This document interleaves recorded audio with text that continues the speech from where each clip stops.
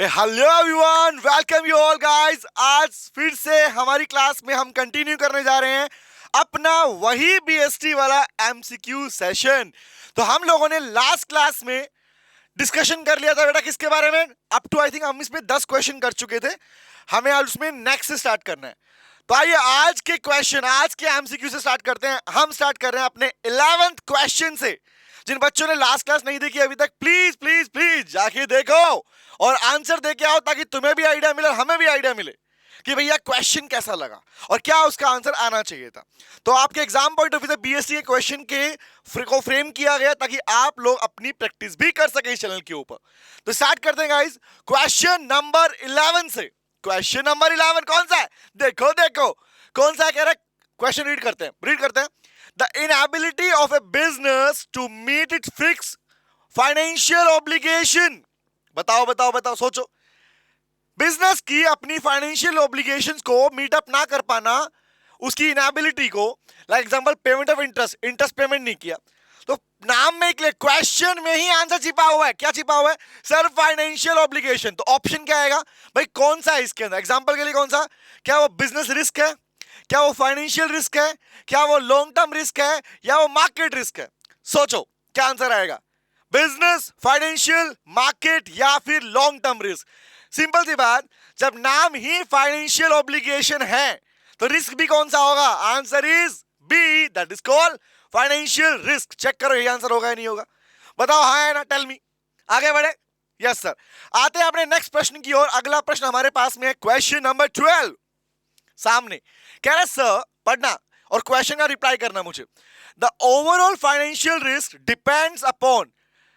किसी भी बिजनेस का पूरा कंप्लीट ओवरऑल जो फाइनेंशियल रिस्क होता है वो किस पे डिपेंड करता है? किस पे डिपेंड करता है? और एक बात बताओ, जनरली आप लोग इसमें एक वर्ड सीखते हो, द सोर्सेज। रिमेंबर, वो डेट है, वो इक्विटी है, या बॉन्ड है, कौन से पार्ट से बिजनेस अपने सोर्स को अरेंज कर रहा है। तो क्वेश्चन ये आता है, सोच के बताओ कौन सा ऐसा पार्ट है जो आपके लिए सबसे ज्यादा बड़ा रिस्क रहता है। क्या वो आपके पास में proportion of debt in total capital, या वो इक्विटी वाला पार्ट है, या वो दोनों के दोनों है? सर एक बात तो सिंपल सी बात है सर। सर इक्विटी वाले पार्ट में तो भैया उसको डिविडेंड देना पड़ेगा, कमाई करेंगे तो दे देंगे। रिमेंबर, प्रॉफिट का शेयरिंग देना पड़ता है ना, तो वो बात अलग होगी। लेकिन सर डेट हमेशा एक इंटरेस्ट का बर्डन लेके आता है। I can use the word debt पे हमेशा एक फिक्स रेट ऑफ इंटरेस्ट का burden, fix burden of interest.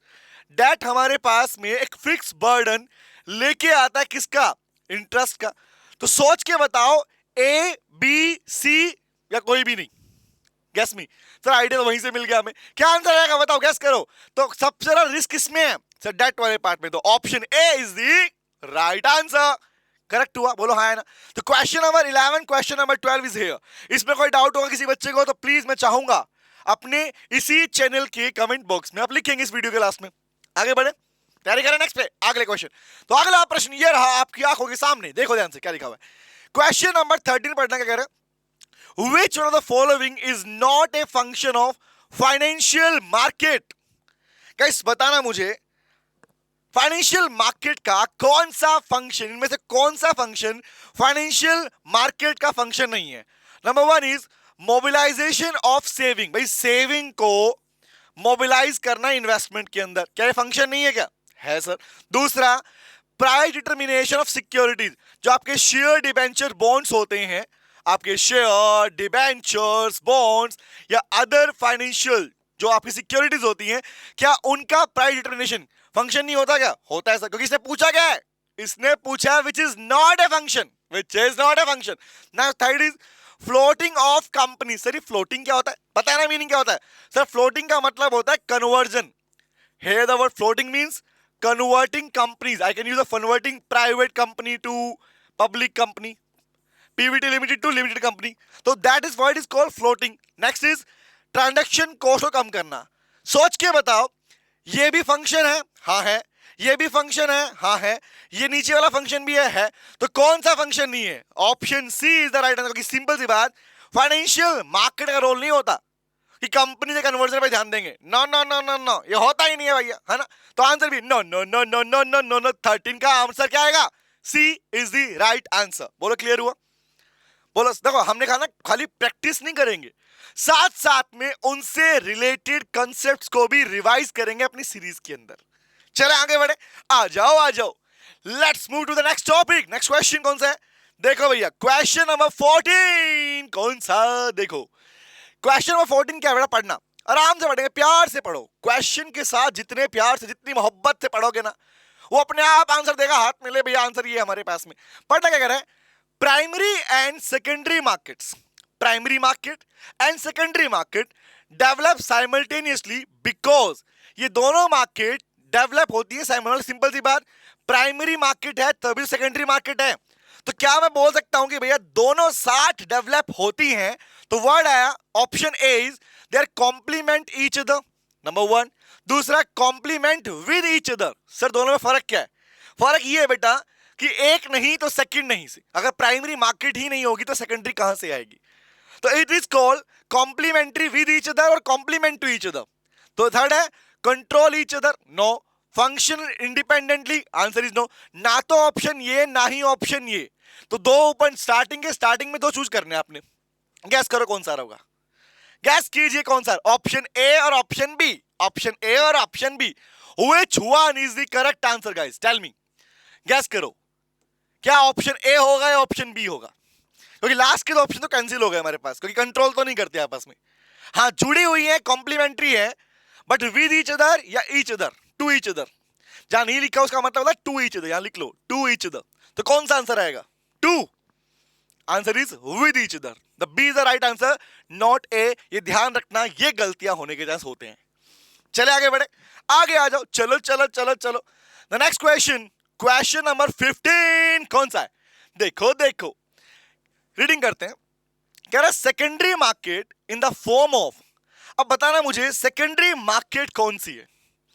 Primary, जहां इनिशियली डेटा या इनिशियली जहां पे से काम स्टार्ट होता है, एग्जांपल के लिए सुना ध्यान से, नाम दिया गया stock exchange, money market, new issue market, commercial exchange. इन चारों में से कौन सी मार्केट आपको ऐसी लग रही है जो कि सेकेंडरी मार्केट है, प्राइमरी नहीं है? अगर प्रैक्टिकली अगर बात करूं तो बेटा स्टॉक एक्सचेंज जो होता है वहां पर पहले कंपनी अपने प्राइमरी बेस पर शेयर्स को इश्यू, सिक्योरिटी को इश्यू कर देती है, तो प्राइमरी सिक्योरिटी वहां पर इश्यू हो जाती है, और उसको इश्यू होने के बाद में वहां पर जो इन्वेस्टर्स होते हैं, पहले तो इश्यू होगा, बाद में इन्वेस्टर्स वहां पर अपनी डीलिंग शुरू करते हैं, डीलिंग विद ईच अदर। तो बताओ मुझे, क्या इसके मीनिंग में आंसर छिपा नहीं छिपा कि स्टॉक मार्केट में इनिशियली सिक्योरिटी इश्यू हो जाती है, लेकिन बाद में, होने के बाद में इन्वेस्टर्स डीलिंग स्टार्ट करते हैं एक दूसरे के साथ, buying and selling, purchase, buying and selling start करते हैं। तो what is the right answer of question number 15? Is it money market? No. It is new issue market? नहीं, नाम से क्लियर है न्यू इश्यू मार्केट नहीं होगा। Commercial exchange? Answer is no. One answer is A is the right answer, and here is the reason कि क्यों इसको बोला हमने सेकेंडरी मार्केट। क्लियर हो गया? चले आगे बढ़े, नेक्स्ट पे आते हैं। फिर भी किसी बच्चों को डाउट रहेगा, प्लीज मैं चाहूंगा दोस्तों कमेंट सेक्शन में जरूर लिखिएगा, और चैनल को सब्सक्राइब नहीं किया है तो वो भी मत भूलिएगा, है ना। आओ, अपकमिंग वीडियोस भी आपको चैनल मिलती रहेंगी। नेक्स्ट पे आता है 16, क्वेश्चन नंबर 16, क्वेश्चन नंबर 6 कौन सा है? देखो देखो, कह रहा sir which one of the following is not a feature of controlling. तो अगर आपने कंट्रोलिंग के सारे फीचर पढ़ लिए हैं, जो होपफुली पढ़ चुके होंगे, तो अगर आपने कंट्रोलिंग के सारे फीचर पढ़ लिए और विद कांसेप्ट की इसका मतलब क्या होता है, उसका मीनिंग क्या है, उसके पीछे एग्जांपल्स कौन कौन से, तो आपको आइडिया होगा which is not a feature. तो नंबर 1 लिखते हैं, कंट्रोलिंग का फीचर क्या? कंटिन्यूअस प्रोसेस, सर ये तो है। एक्शन ओरिएंटेड, ये भी है। कीपिंग एम्प्लॉय बिजी, क्या बिजी एम्प्लॉय को बिजी रखना फंक्शन है क्या? कि भाई तू काम में लगा रहा, हिलना मत यहां से, इज्जत सा, नो। तो आंसर थर्ड, ये परवेजी मतलब यूनिवर्सल। तो भैया सिंपल सी बात, यूनिवर्सल फीचर है, हाँ है। तो ये भी है, ये भी है, ये भी है, तो कौन सा नहीं है? ऑप्शन सी, ये नहीं है। सिंपल सा फंडा, क्लियर हो गया? तो क्वेश्चन नंबर कौन सा हमारे पास? 16 भी हमारा हो गया, विद रीजन आपको आइडिया मिल भी चुका होगा। क्लियर है? आगे बढ़ो, चलो आगे आते हैं। टाइम वेनिंग, मिनिमम टाइम में क्वेश्चन करेंगे, प्रैक्टिस करेंगे। सिर्फ मुझे अगर टिक करना होता है तो टाइम और बच जाता तुम्हारे पास में, but I am just providing you with the reasons जहां पे आपको प्रॉब्लम आ सकती है। ठीक है, ओके। नेक्स्ट पे आते हैं। कह रहा सर मोटिवेशन इज, मोटिवेशन क्या है? सिंपली बोल लिया, मोटिवेशन क्या है? तो मोटिवेशन की अगर डेफिनेशन पढ़ी होगी उसके बाद में उसके रिगार्डिंग फीचर्स पढ़े होंगे, इंपॉर्टेंस पढ़ी होंगी, you will get an idea of that कि मोटिवेशन क्या है। क्या मोटिवेशन एक कॉम्प्लेक्स प्रोसेस है? सर है, ये तो हमें समझ में आ गया। दूसरा, क्या ये सेटिस्फैक्शन से रिलेट करता है? हाँ सर करता है। तो ऑप्शन ए भी ठीक, ऑप्शन बी भी ठीक, तो कौन सा करके आओगे? क्या ये इजी प्रोसेस है? नहीं सर, क्योंकि इजी अगर चेक करो, इजी और कॉम्प्लेक्स तो दोनों आपस में हो गए अपोजिट। तो ये तो है नहीं कि ए भी ठीक करके आओ सी भी ठीक करके आओ, नो। लेकिन ए और बी कंफर्म है तो श्योर हो गया ना, ये भी है और ये भी है। तो बाहर लास्ट में दिया है बोथ ए एंड बी, तो which one is the right answer? D is the right answer, D is the right answer. बोलो मिला आंसर? क्लियर है या नहीं बताओ? समझ में आया? आओ आगे आते, चलो चलो आगे बढ़ो। The next question is question number 18। कौन सा है? देखो question number 18 is which one of the following is not an element of, ओहो डायरेक्टिंग का कौन सा एलिमेंट नहीं है? कौन इनमें से डायरेक्शन का एलिमेंट नहीं बनता? देखो ध्यान से, पहला कह रहा है डेलीगेशन ऑफ अथॉरिटी, अथॉरिटी को डेलीगेट करना। दूसरा कह रहा है designing organisational structure. Third is communication. अब बताओ कौन सा पार्ट आपके पास में डायरेक्शन का एलिमेंट नहीं है? अगर थोड़ा ध्यान से चेक करोगे तो भैया डेलीगेशन ऑफ अथॉरिटी तो है, क्योंकि डायरेक्शन का मतलब ये लोगों को अथॉरिटी डेलीगेट करना, तो ये तो आंसर है। लेकिन ऑर्गेनाइजेशन का बिजनेस का स्ट्रक्चर डिजाइन करना डायरेक्शन का पार्ट नहीं होता, और ना ही कम्युनिकेशन वाला पार्ट डायरेक्शन का पार्ट होता है। तो ना तो ऑप्शन बी भी ठीक है, ऑप्शन सी भी ठीक है। तो क्या अगर ऑप्शन बी और सी के ऊपर इधर या बोथ का ऑप्शन दिया होता वो ठीक करते? वो दिया भी है, the D is the right answer, B and C. बोला आइडिया मिला? ओके आपको अगर ये याद है ना कि डायरेक्शन का, कंट्रोलिंग का, स्टाफिंग का, प्लानिंग का कौन से उनके पार्ट बनते हैं, तो you will get an idea of that कि सर कौन नहीं बनेगा। बोलो क्लियर है? क्वेश्चन नंबर 18 इज क्लियर और नॉट? Yes sir. आगे आते हैं क्वेश्चन नंबर 19, आगे बढ़ो। Which one of the following is not N importance? कहीं फीचर बोल रहा है, कहीं एलिमेंट कह रहा है, कहीं बोल रहा है इंपॉर्टेंस। किसका इंपॉर्टेंस नहीं है? कंट्रोलिंग के। कौन से इंपॉर्टेंस नहीं है इनमें से? कौन सा नहीं है? पढ़ना। Better coordination number 1, better use of resources number 2, better planning number 3, better grievance handling. मतलब अब चेक करना भाई, कोऑर्डिनेशन को बेटर बनाना तो काम है ही इसका, सही है। रिसोर्स को फुल्ली यूटिलाइज करना, दैट मींस रिसोर्सेज को फुल्ली यूटिलाइज करना, that means without any wastage, वो भी फीचर है इसका। प्लानिंग को बेटर बनाना, क्योंकि प्लानिंग एंड कंट्रोलिंग के पार्ट में आपस में कनेक्टेड पार्ट है, तो वो भी सही है। तो बच क्या गया? The last option D is the right answer, क्योंकि ग्रीवेंस हैंडलिंग वाला पार्ट कंट्रोलिंग का पार्ट नहीं होता, इसलिए D is the right answer. बोलो क्लियर है? नहीं क्लियर? अगर अभी तक भी अगर चैनल को सब्सक्राइब नहीं किया बेटा, चैनल तो सब्सक्राइब कर दो यार। तुम लोगों के लिए एक से एक बेटर कंटेंट एग्जाम तक पक्का लेके आता रहूंगा, लेकिन चैनल को सब्सक्राइब करो और बेल आइकन तो प्रेस कर सकते हो। बताओ मेरे को ये बोलना पड़ेगा तुम्हें? हाँ, बिना बोले कर दो बेटे काम तो। चलो लास्ट क्वेश्चन, चलो चलो चलो। Next is 20th question is, पढ़ना। Which of the following is not a type of semantic barriers? Tell me please, what is the meaning of semantic barriers? The barriers of effective communication. Cultural, technical, इसमें semantic barrier. इसका normally meaning क्या सीखते हो आप लोग? हम पढ़ते हैं सर एनकोड करना, आई can use the word encoding और डिकोडिंग। एनकोड करना या डिकोड करना, किसको? मैसेज को। मैसेज की इनकोडिंग डिकोडिंग इनटू किसके अंदर? इनटू वर्ड्स और इंप्रेशन। ये पढ़ा ना, इनटू वर्ड्स और इंप्रेशन। तो मैसेज की इनकोडिंग डिकोडिंग को मैसेज किस में कन्वर्ट करना? वर्ड्स या इंप्रेशंस के अंदर, दैट इज को सिमेंटिक बैरियर। ये प्रॉब्लम तो आती है।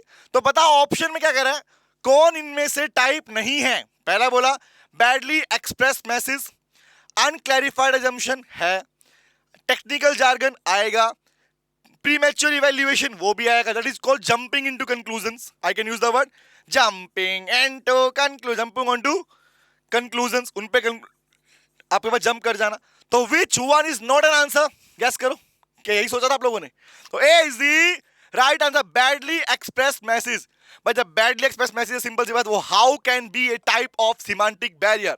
और ये प्रॉपरली अगर आप बोल रहे हो बैरियर का पार्ट है, तो ये 3 पार्ट तो नहीं बनते, ये तो इनके हिस्से बनते हैं, तो ये उसका पार्ट टाइप नहीं होता।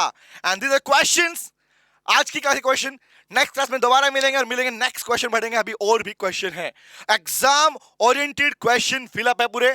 तो चैनल को सब्सक्राइब नहीं किया है, कर डालो, बेल आइकन घंटा दबा दो। मिलते नेक्स्ट क्लास में, सी यू, टेक केयर। तब तक गाना गाओ और जाओ, बाय बाय और टाटा, सी यू अगेन। कल फिर मिलेंगे तेरे मेरे नैन। बाय बाय बेटा, सी यू, टेक केयर।